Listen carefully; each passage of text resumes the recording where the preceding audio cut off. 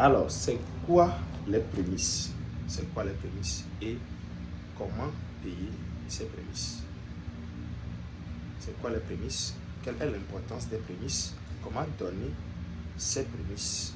Quelles sont les conséquences ou les avantages, je vais dire, qui sont attachés au fait de donner les prémices, les bénédictions qui suivent? Alléluia. Ce serait notre discussion aujourd'hui avec les versets qui seront donnés. Nous allons tous les utiliser pour prier et Dieu va nous assister vraiment. Dieu est déjà à l'œuvre. Nous avons besoin maintenant de la connaissance pour continuer. Il dit, mon peuple périt faute de connaissance, mais la connaissance te sera donnée au travers de la parole de Dieu. C'est une connaissance spirituelle. Prions. Seigneur, au nom de Jésus, nous te remercions pour sa grâce, pour cette semaine de rencontre spirituelle. C'est un rendez-vous spirituel que tu nous as donné. Nous savons que tu vas nous rencontrer, tu vas nous changer, tu vas nous transformer. Et nous allons vivre pour toi en tant que des prémices. Seigneur, je prie au nom de Jésus que ton esprit nous guide à comprendre ta parole, tes bénédictions que tu as attachées à ta parole pour nous, pour notre bienfait. Saint-Esprit, inspire-nous, enseigne-nous encore à ce moment. Que ta parole nous touche, nous transforme nos pensées et nous change dans le nom de notre Seigneur Jésus-Christ. Amen. Ok, alors, comme nous l'avons défini brièvement le dimanche, si vous n'avez pas suivi l'enseignement du dimanche, vous pouvez le suivre, c'est sur YouTube. Très important, vous allez apprendre quelque chose là-bas. Alors essayez de le suivre, ça vous fera du bien. Alors le dimanche, nous avons défini les prémices brièvement comme le premier et le meilleur. Le premier et le meilleur des fruits. Alors, ces deux conditions doivent être remplies. Ça doit être le premier et le meilleur. Alors, ces deux conditions peuvent être opposées. Alors, c'est un seulement qui sera obligé d'être rempli. Et ce qui sera obligé d'être rempli, c'est le meilleur. Donc, au cas où le prémisse n'est pas le meilleur, tu peux le remplacer par un autre mieux que cela. Dans l'Ancien Testament, et même dans le Nouveau Testament, tu ne peux pas offrir à Dieu quelque chose de défaillant. Tel que si un animal est né dans l'Ancien Testament, ou si tu veux offrir à Dieu, tu ne peux pas offrir un animal qui est aveugle, peut-être paralytique, tu ne peux pas, malade, non. Et de la même manière, la Bible dit que Jésus vient pour une église sans tache ni ride. Ça doit être parfait. Alors, si le premier-né qui est supposé être la prémisse est défaillant d'une manière ou d'une autre, tu peux remplacer là. Alors, vous allez m'excuser, il y a un smoke alarm qui fait du bruit depuis. Si quelqu'un est disponible, n'a qu'à venir me changer la clé. Ok. Alors, les prémices, la parole, le mot, premièrement, est sorti dans le livre des Exodes. Et il y a deux mots principalement qui sont traduits prémices pour nous. Je vais vous les donner pour une raison particulière afin que nous comprenions les choses que nous faisons. Amen. Alors, le premier mot, nous allons trouver ça dans Exode, chapitre 23. Chapitre 23, partie du verset 16. C'est le mot Bikour en hébreu, Bikour. D'où vient le mot Bikurim en hébreu également. Et le mot Bikurim, au fait, le mot premièrement, à l'origine, bien la racine, veut dire prémisse, les premiers fruits.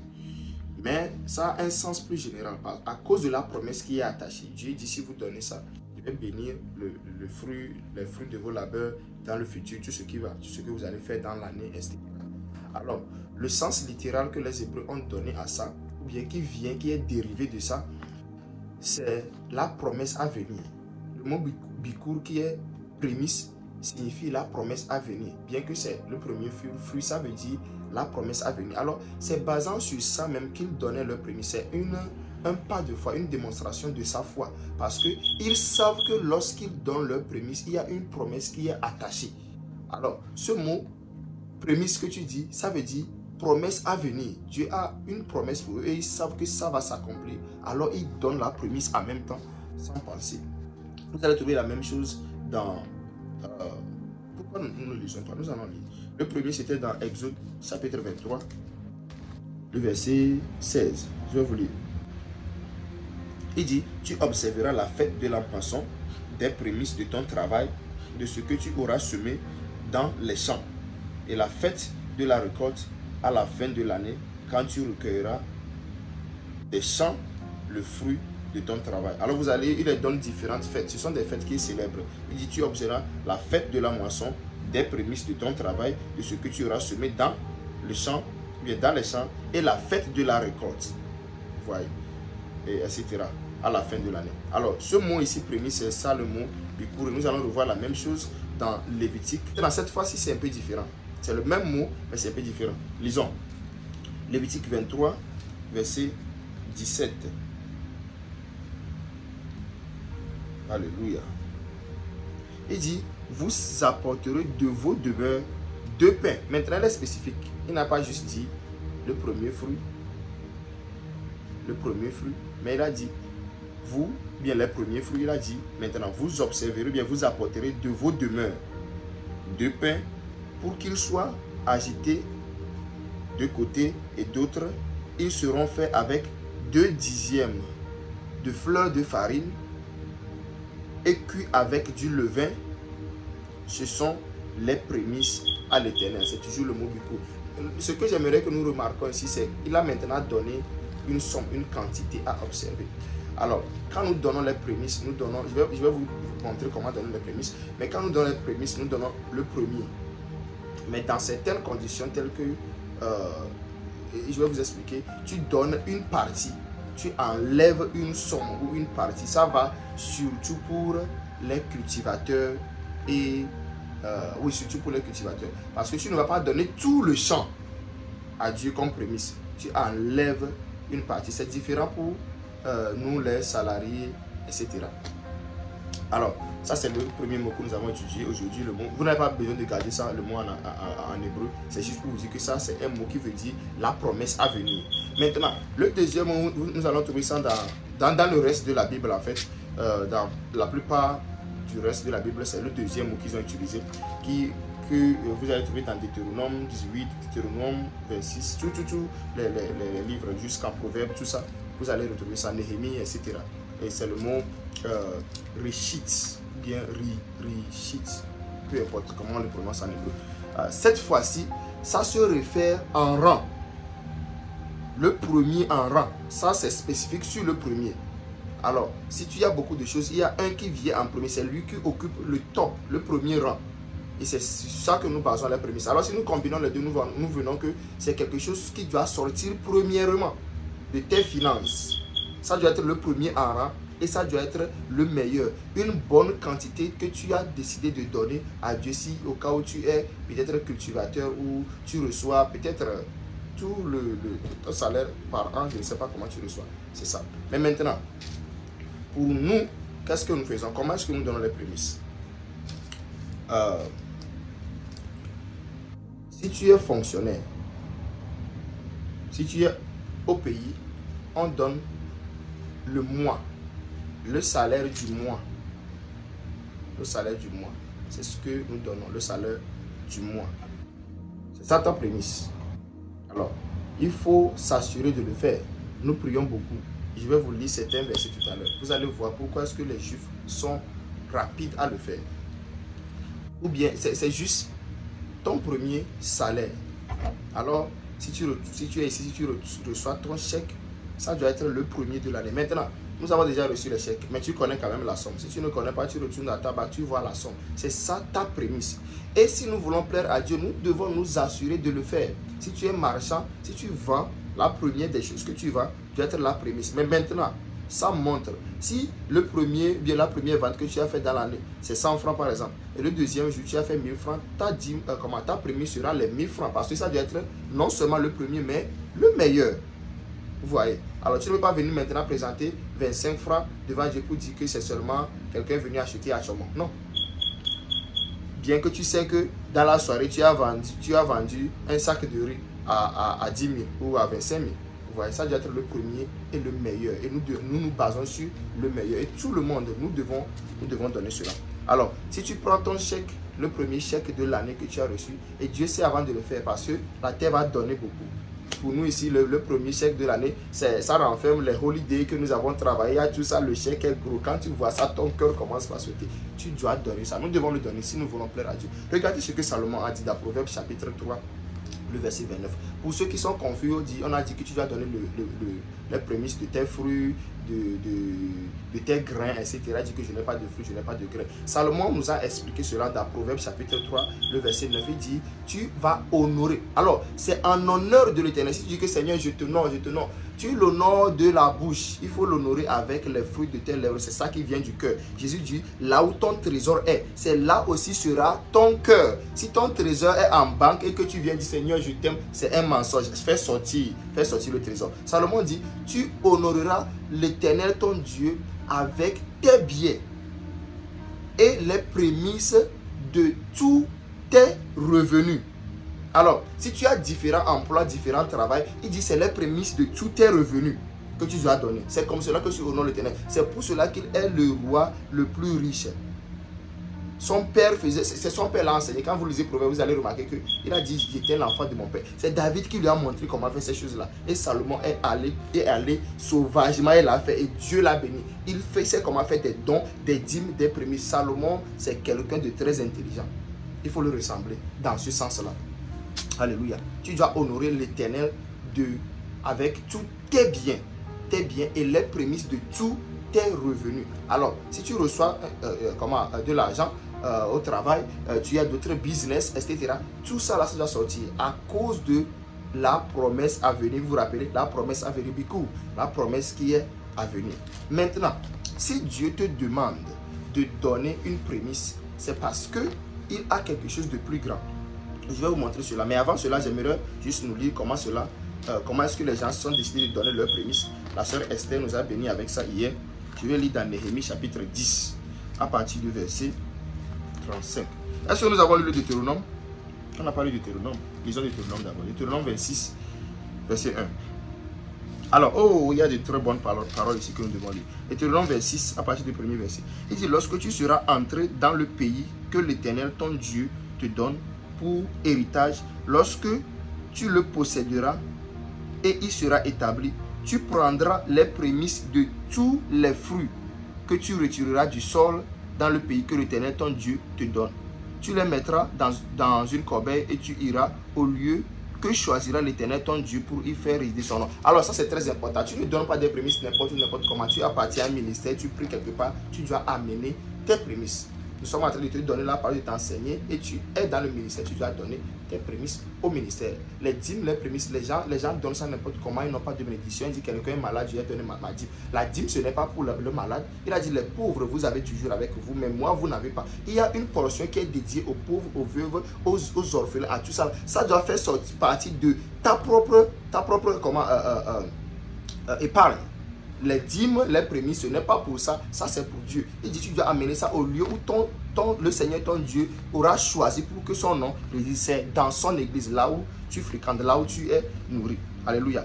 Alors, mais maintenant, il a dit lorsque tu entreras dans le pays que l'Éternel ton Dieu te donnera. Je vais vous lire le verset 10 également. Il dit, maintenant, voici, j'apporte les prémices des fruits du sol que tu m'as donné, ô Éternel. Et il dit, tu les déposeras devant l'Éternel ton Dieu et tu te prosterneras devant l'Éternel ton Dieu. Puis, tu te réjouiras avec les Lévites et avec l'étranger qui sera au milieu de toi pour tous les biens que l'Éternel ton Dieu t'a donné à toi et à ta maison. C'est un moment de réjouissance. Tu ne donnes pas la prémisse et commence pas à pleurer, Seigneur, mes billes, mes factures. C'est un moment de réjouissance. Il faut agir avec la foi. Il dit, voici, j'apporte les prémices des fruits du sol que tu m'as donné, ô Éternel. Il dit, tu vas te prosterner, tu vas prier et tu vas te réjouir. Mais si nous retournons dans le premier verset, il dit, lorsque tu seras entré dans le pays que l'Éternel ton Dieu te donne pour héritage, pour que tu le possèdes, il sera établi. Dieu n'a pas de problème pour t'établir ou bien pour te prospérer. Il dit, tu vas le posséder, tu seras établi. Mais il dit, tu prendras les prémices, le mot richit, vous voyez, le premier, les prémices de tous tes fruits que tu retireras du sol dans le pays que l'Éternel ton Dieu te donne. L'Éternel te donne un pays, l'Éternel te donne une affaire. L'Éternel, dis-moi amen, dis-moi amen. L'Éternel te donne une affaire, l'Éternel ouvre une porte devant toi. L'Éternel te donne une terre à posséder. Il dit tu dois amener les prémices. Maintenant, dans le sens ici, nous savons qu'il parle de Canaan. Mais Canaan n'est pas la terre promise réellement que la Bible nous a enseigné. Ça c'est juste pour les Juifs, c'est une image. Christ est la terre promise. Est-ce que vous savez que Christ c'est un lieu, c'est une place. C'est aussi une place. Christ veut dire quoi? Loin, c'est-à-dire celui qui est loin. The anointed. Christ veut dire le Messie, c'est lui le Messie, loin de Dieu. Christ signifie également Jésus et son église. Il y a une très différence. Christ signifie Jésus et son église. Jésus étant la tête et l'église étant le corps. Ça c'est Christ. Nous, ensemble, nous formons le Christ. Et Christ veut dire également Jésus-Christ lui-même loin, le Messie. Voilà. Mais Christ aussi, c'est une place. C'est une place que tu es.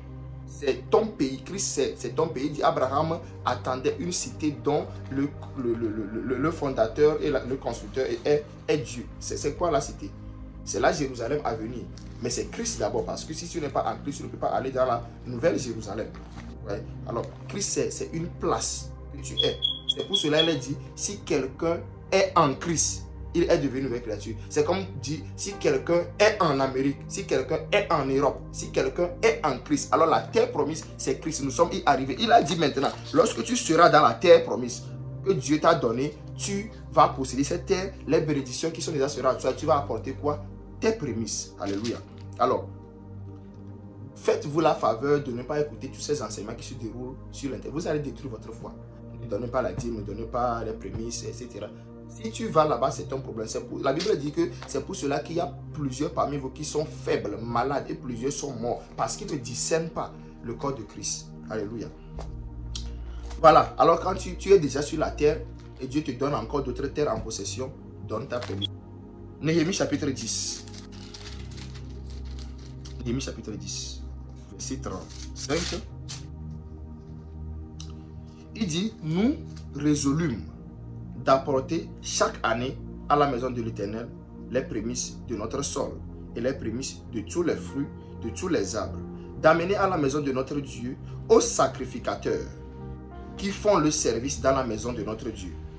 Les premiers-nés de nos fils. Vous voyez comment ils donnent les prémices. Ils donnent le premier-né. Tu vas, tu sais l'Éternel, ça c'est ma prémisse. Tu prends, tu donnes. Et la Bible, quand vous retournez dans la loi, elle a dit que si tu ne peux pas donner, ça tu peux le racheter par l'argent. Tu donnes une somme à la place. Si tu ne veux pas, ou bien la place est trop loin pour aller amener la personne, tu peux remplacer ça par l'argent. Il dit, nous résolûmes. Ce que j'aimerais que nous voyions premièrement, c'est que c'est une résolution. Il dit, nous résolûmes d'apporter chaque année. Ce n'est pas que le pasteur m'a forcé, ce n'est pas que, ah bon, comme on a dit ça, moi je vais le faire, voilà. Non, c'est une résolution que tu vas prendre. Et tu vas te dire que je vais le faire. Dieu n'est pas fou. Dieu sait que tu as des factures à payer. Comment est-ce que tu peux donner tout ton chèque ou bien de l'argent de tout ton mois? Tu vas faire comment pour vivre? C'est la question que les gens se posent. Mais tu es en train de poser une question qui n'existe pas. Tu penses, est-ce que vous n'avez jamais appris que quelqu'un allait à la banque, il a pris son chèque, il est sorti de la banque et les voleurs l'ont dérobé? Il va vivre comment? Mais si les voleurs te dérobent, tu n'as plus de revenus. Mais si tu donnes à Dieu, Dieu te bénit. C'est pour cela qu'il est appelé la promesse à venir. La promesse à venir. La raison pour laquelle nous ne faisons pas de progrès, c'est parce que nous pensons à ces choses. Nous ne le payons pas maintenant. Il y a un dévoreur plus terrible que le voleur qui va détruire une banque. Il y a le diable. La Bible dit qu'il ne vient que pour voler. Il ne vient que pour ça, pour voler, pour détruire et pour égorger. Maintenant, nos finances sont complètement détruites parce que nous avons ignoré la voie de l'Éternel. Il dit, nous avons résolu. Nous résolûmes d'apporter chaque année à la maison de l'Éternel les prémices de notre sol et les prémices de tous les fruits, de tous les arbres, d'amener à la maison de l'Éternel aux sacrificateurs qui font le service dans la maison de notre Dieu, les premiers-nés de nos fils et de nos bétails, comme il est écrit dans la loi, les premiers-nés de nos bœufs, de nos brebis, d'apporter aux sacrificateurs dans les chambres de la maison de notre Dieu, les prémices de notre pâte, de nos offrandes, des fruits, de tous les arbres, du mou, de l'huile. Là sont les ustensiles du sanctuaire. Notez ça, les ustensiles du travail que nous utilisons pour l'Éternel. Le potier, les chantres. Il dit, c'est ainsi que nous résolûmes de ne pas abandonner la maison de notre Dieu. Alors quand tu fais cela, tu es en train de faire l'œuvre du travail. Ça c'est la maison de Dieu. C'est l'œuvre du ministère que tu es en train de faire. Tu es en train de faire un ministère pour le Seigneur. Il dit c'est comme cela que nous résolvons dans nos cœurs. Tu n'as pas d'excuse, personne. Ce que nous allons faire c'est que, alors nous sommes au deuxième jour, n'est-ce pas? Oui, au deuxième jour. Alors ce que tu vas faire, c'est d'apporter ta dîme. Maintenant, il y a quelque chose qu'on nous a appris aussi à l'église. Cause de notre manque de foi premièrement. Ouais, Jésus a dit, Moïse vous a donné le divorce à cause de la dureté de vos cœurs. Vous a permis le divorce à cause de la dureté de vos cœurs. Alors on nous a enseigné que si tu n'es pas en capacité ou bien tu n'as pas la foi de donner tout en même temps, tu peux subdiviser ça. Alors si au lieu de donner tout le mois qui est tout ton salaire, tu n'as pas cette force, cette capacité de le faire. Et pour que tu ne te trouves pas dans des problèmes, alors tu peux diviser ça sur 2 ou 3 mois. Alors, supposons que tu as reçu 1000 $ au travail et tu vois que tu ne peux pas donner les 1000 $ en même temps, tu peux les diviser. S'il vous plaît, soyons sérieux. Quand tu les divises, donne-les. Okay? Donne-les sur la période de temps. Ça, ce n'est pas l'offrande. Tu n'as pas dit que j'ai donné ma prémisse, mon argent fini, je n'ai pas donné l'offrande. Non, tu donnes ton offrande, tu donnes ta dîme. Parce que ça, c'est juste pour le premier mois. Alors, le deuxième mois, à sa dîme à payer, à ses offrandes à payer, etc. Alors, tu subdivises les 1000 $ peut-être sur 2 mois, ou sur 3 mois, ou sur 4 mois. Ne va pas jusqu'à la fin de l'année. Je fais ça sur 2 ou 3 mois, ou 4 mois, selon que la possibilité tu as. Si tu le peux, mais si tu ne peux pas, tu peux ajouter encore 1 ou 2 mois. Tu as déjà la somme et à chaque fois tu donnes ta prémisse. On donne aussi la prémisse à chaque every increase. Il dit tu donneras la prémisse de ton augmentation. Alors si tu as une promotion maintenant, tu as une somme qui est ajoutée à ton argent, tu dois prélever ça premièrement, la somme qui est ajoutée. Parce que tu as déjà donné la prémisse au début de l'année. Maintenant, une somme est venue ajouter. Peut-être que tu es en train de vendre. Pour la vente, c'est un peu différent. Je vais revenir là-dessus. Peut-être que tu as reçu une promotion. Alors, il y a une somme qui est ajoutée. Tu prends la somme ajoutée là. Donc, si tu recevais peut-être 100 000 par mois, et maintenant on a augmenté, tu reçois 110 000. Tu as déjà payé 100 000 pour la prémisse de l'année. Maintenant, ce que tu vas faire quand tu as la promotion, c'est prendre les 10 000 en tant que prémisse encore. Pour donner, parce que tu dois donner la prémisse de tout ce que tu as comme revenu avant de donner les dîmes, etc. Alors, pour les ventes, ce que les gens font souvent, ou bien les business, ce que les gens font, il y a certaines personnes qui essaient de prélever cela chaque mois. Donc, c'est pour cela qu'il a dit que tu vas prendre 2 dixièmes de quoi là. Ça, c'est un prélèvement. Alors, tu vends pour le mois, les gens prélèvent la prémisse de ce qu'ils veulent et puis prélèvent la dîme. Tu peux le faire ainsi aussi, si tu veux. Alors, c'est une résolution, mais quand même, nous donnons la dîme. Alors, le standard pour les salariés, c'est ton chèque, ton premier paiement, tout. Ton premier paiement. Et c'est ce que nous allons faire, c'est ce que nous allons envoyer dans la maison de l'Éternel. Et ce qui m'encourage pour le faire, spécialement lorsque nous avons décidé de faire ça cette année, c'est la promesse à venir. Et c'est ce que Abraham savait. Et il n'y a pas, la Bible dit qu'Abraham ne doutait point par incrédulité. Vous voyez, si Dieu te demande la prémisse, premièrement la dîme, il a donné la promesse que je vais menacer le dévorer. Si Dieu demande quelque chose, Dieu n'a pas besoin de ton argent. Ce n'est pas toi qui le nourris. Il a dit, les bêtes de la forêt des montagnes sont pour moi. Je n'ai pas besoin que vous me donnez de l'argent, mais que vous me nourrissez. Dieu fait son travail. Tu ne l'as pas aidé à créer les cieux et la terre.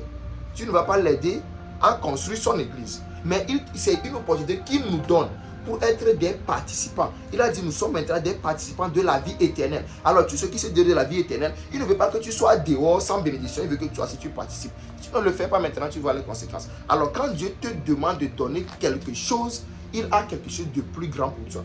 C'est ce que Abraham avait su. Alors, lisons. Alléluia. Pour pouvoir participer à la bénédiction que Dieu t'a donnée, Dieu va t'éprouver d'abord. C'est une épreuve. La première, c'est une épreuve parce que c'est grand. C'est tout ton argent que tu es en train de donner. C'est une épreuve. Alors, c'est ce que Abraham a su. Et il a passé le test. Regardez un peu. Dieu avait déjà dans le cœur de sauver le monde. L'agneau de Dieu immolé depuis la fondation du monde. Dieu a déjà fait ça à l'esprit. Mais Dieu a besoin de quelqu'un par qui passer pour amener ça dans le spirituel. Parce que les cieux appartiennent à Dieu, mais la terre, il a donné ça aux hommes et aux fils des hommes. Alors la terre appartient aux hommes. Avant que Dieu n'agisse dans ta vie, bien sûr, la terre, il a besoin de l'accord d'un homme. Alors Dieu est en train de chercher les gens qui peuvent être une porte pour son entrée sur la terre, pour le salut des hommes. Et il est en train de chercher. Et maintenant qu'il a trouvé Abraham, Abraham doit passer le test d'abord. Peu importe ce que Dieu veut faire dans ta vie, tu dois passer le test d'abord. Alléluia. Alors, regarde ce que Dieu a dit à Abraham. La Bible dit dans Genèse chapitre 22. Il dit, après ces choses, Dieu mit Abraham à l'épreuve. Non, maintenant, il ne va pas te dire que je suis en train de t'éprouver. Abraham ne savait pas. Il dit, Dieu mit Abraham à l'épreuve et lui dit, Abraham, il répondit, me voici. Dieu dit, prends ton fils. Écoutez bien. Il dit, prends ton fils, ton unique, celui que tu aimes, Isaac, Regardez les spécificités. Pourquoi Abraham ne dit pas que, bon, il y a Ishmaël là-bas, je vais offrir. Non. Dieu sait ce que tu aimes, ce qui est dans ton cœur, l'argent à laquelle tu tiens. Dieu connaît. Il dit, prends ton fils, ton unique, celui que tu aimes, Isaac. Va-t'en au pays de Morija et là, offre-le en holocauste sur l'une des montagnes que je te dirai. Tu dois l'offrir. Tu dois l'offrir. Celui que tu aimes.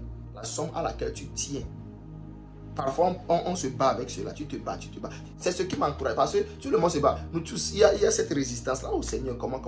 Quand je me rappelle, Dieu a un plan meilleur pour la promesse à venir. Alors, Dieu a arrêté Abraham, comme vous connaissez l'histoire. Mais c'était quoi le résultat? Jésus-Christ. Il y a eu une liberté maintenant pour Dieu d'envoyer Jésus-Christ. Alors, parce que quoi? Les mots que Dieu est en train de dire ici, il est en train de les peser. Parce qu'il est en train de lui parler lui-même. Dieu est en train de se parler lui-même également. Pourquoi? Parce qu'il a dit, prends ton fils, ton unique, celui que tu aimes. Il est en train de se référer à Jésus, son fils, son unique, celui qu'il aime, de l'offrir en sacrifice. Vous voyez, ça c'est Jésus. Mais Abraham doit passer le test exact que Dieu va faire pour lui. Alors quand Abraham a passé le test de sacrifier son fils, son unique fils qu'il aime, Dieu est dans l'obligation de donner son fils, son unique fils qu'il aime pour le monde à cause d'Abraham. C'est pour cela que la Bible dit que lorsque vous êtes à Christ, vous êtes donc de la descendance d'Abraham. Et donc héritier selon la promesse. Vous voyez pourquoi? Parce que c'est Abraham qui a ouvert la porte pour que Christ puisse entrer dans le monde pour sauver le monde. Un seul homme, un sacrifice a sauvé le monde entier. Pourquoi? Et ce qui m'a intéressé, quand Dieu l'a parlé, vous regardez ce qu'Abraham a fait. Il dit, offre-le en holocauste sur une montagne, ou bien sur l'une des montagnes que je te dirai. Voilà une place spécifique que Dieu va te dire. L'église, amène ça là-bas, la montagne de Dieu. C'est dans le corps de Christ et c'est dans ton église. Vous êtes arrivés en Christ à la montagne de Sion. Amen. Maintenant, regardez ce que Abraham a fait, le verset 3. Il dit, Abraham se leva de bon matin, sella son âne et prit avec lui 2 serviteurs et son fils Isaac. Et puis ils sont partis. Abraham s'est levé très tôt le matin. Il n'a pas dit, oh Seigneur, tu m'avais promis que tu vas me donner à Isaac. Tu m'as promis, qu'est-ce que je vais faire maintenant si Isaac moi? Non, non, non. Dès que Dieu a parlé très tôt le matin, lorsque tu écoutes ce message, très tôt dans la semaine, envoie ta prémisse. Parce que si tu ne le fais pas, la parole va se refroidir dans ton cœur et tu ne pourras plus le faire. C'est ce que le diable fait. Il va voler parce que la parole n'est pas entrée dans ton cœur. Mais je prie que la parole tombe sur la bonne terre. Très tôt le matin, très tôt dans la semaine, ou bien dès que tu reçois ton argent, paie ta prémisse, tu es dégagé. Paie ta prémisse. Et si c'est trop pour toi, divise-le en 2, divise-le en 3 et paie ta prémisse continuellement jusqu'à ce que tu atteignes la somme qui est ton premier paiement de l'année. Alors, si tu as un nouveau travail, ça c'est une autre chose que je dois mentionner. Si par exemple nous finissons les prémices, tu n'as peut-être pas de travail. À chaque fois que tu as un nouveau travail, tu prends le premier salaire pour la prémisse. Il y a ça aussi dedans. Alors, tout ceci constitue les prémices ou bien les quelques paroles qui sont derrière les prémices. Et dans le Nouveau Testament, nous avons vu que la prémisse ne semble du tout pas quelque chose de l'Ancien Testament. C'est quelque chose de vital. Et Dieu donc nous a donné en tant que, il a donné premièrement Jésus-Christ en tant que prémisse pour nous. Et nous-mêmes en tant que prémisse. Et demain, ce sera l'étude de demain que nous allons voir. Ce que nous sommes. Quand nous disons que nous sommes les prémices de Dieu, ce que ça signifie, l'importance et les bénédictions que nous y avons dedans. Je vais m'arrêter à 30 minutes. Alors, il est temps que Dieu vous bénisse et continue la prière. Avec les versets que nous avons donnés, prier. Je vais vous ajouter un verset que la sœur Lily a partagé avec nous hier, très puissant, psaume 125. Et nous allons utiliser ces psaumes et ces versets que nous avons appris pour prier. Psaume 125. Le verset 1, à partir du verset 1, il dit, ceux qui se confient en l'Éternel sont comme la montagne de Sion. Elle ne chancelle point. Elle est affermie pour toujours. Vous voyez, quand tu perds ta dîme et tes prémices, tu te confies en l'Éternel parce que tu n'as plus d'autres sources. Dieu fait ça pour dépendre de lui. Il dit, ton Dieu t'a fait traverser le désert. Il t'a fait affamer et il t'a nourri de la manne pour voir si tu vas toujours continuer par croire en lui. Il t'a fait affamer. Et puis lui-même te nourrit de la manne, afin que tu saches que l'homme ne vivra pas seulement du pain, mais de toute parole qui sort de la bouche de Dieu. Alors, quand tu te confies à l'Éternel dans tes dîmes, dans tes prémices, bien quand tu perds tes dîmes, tes prémices, tu te confies à l'Éternel. Et regarde ce qui arrive à ceux qui se confient à l'Éternel. Il dit, ceux qui se confient en l'Éternel sont comme la montagne de Sion. Elle ne chancelle point. Elle est affermie pour toujours. Des montagnes entourent Jérusalem. Ainsi l'Éternel entoure son peuple, c'est-à-dire toi. L'Éternel t'entoure. Avec ce verset, nous allons prier. Tu vas dire que je suis entouré par les montagnes, ou bien je suis entouré par l'Éternel comme les montagnes entourent Sion. Je suis comme la montagne de Sion, je ne peux pas me chanceler. Je refuse, peu importe les attaques de l'ennemi, je refuse de chanceler. 1000 tombent à ma gauche, 10 000 à ma droite, je ne serai point à terre. Dans le nom de Jésus, parce que je suis entouré par l'Éternel. Alléluia. C'est comme cela que nous allons prier dans la journée. Il dit, c'est ainsi que l'Éternel entoure son peuple dès maintenant et à jamais. Alléluia.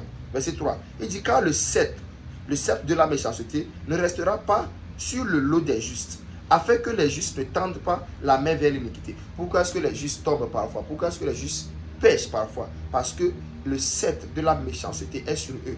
Alors, le méchant lui a volé son travail. Et maintenant, le pauvre, le juste n'a plus rien à faire que maintenant de voler. La prostitution, parce que il n'a plus quoi. Pourquoi? C'est le méchant qui a volé ses revenus. Alors on va voir que les justes sont au travail, ils sont dans la corruption. Ils commencent par doubler les prix de vente parce qu'ils ont besoin de l'argent. Pourquoi? Parce que les choses ne vont pas. Pourquoi? Parce que le diable a volé. Le sceptre de la méchanceté est en train de peser sur eux. Et le but, c'est pour que tu entres dans l'iniquité. Comment est-ce que tu dois briser cela? Tu donnes ta prémisse et la main de l'Éternel sera contre ces mauvaises personnes perpétuellement. Ces mauvais esprits perpétuellement. Alléluia. Il dit, Éternel, répand tes bienfaits sur les bons. Ça, c'est un autre point de prière. Tu vas dire que le sceptre de la méchanceté est brisé sur moi. Parce que je suis juste, je ne serai pas dans l'iniquité. Je suis la prémisse de Dieu. Oh Éternel, répand tes bienfaits sur moi. Répand tes bienfaits sur Crasinas. Répand tes bienfaits sur le ministère. Répand tes bienfaits dans le nom de Jésus. Alléluia. Et sur ceux qui ont le cœur droit. Il dit, mais ceux qui s'engagent dans des voies détournées, que l'Éternel les détruise avec ceux qui font le mal. Que la paix soit sur Israël, que la paix soit sur Christ Ministry dans le nom de Jésus. Alléluia. Alors avec ces paroles, pour vous encourager dans les prémices, à donner les prémices. Et c'est le moment de le faire. Alléluia. Néanmoins, il y a quelque chose que vous devez savoir dans les prières que nous faisons. Il y a différentes portes de prière. 8. Donc ce sont les heures de la journée. Et nous observons quelques-uns. Et j'aimerais t'encourager à prier plus qu'une fois dans la journée. Ne prie pas seulement à l'heure que tu as choisie. Ce ne serait pas du tout suffisant pour ce que nous faisons. C'est un rendez-vous spirituel. Je vais recommander 3 fois. Si tu ne peux pas, au moins 2 fois. Ne prie pas seulement à l'heure que tu as choisie. Alléluia. Amen. Que Dieu vous bénisse.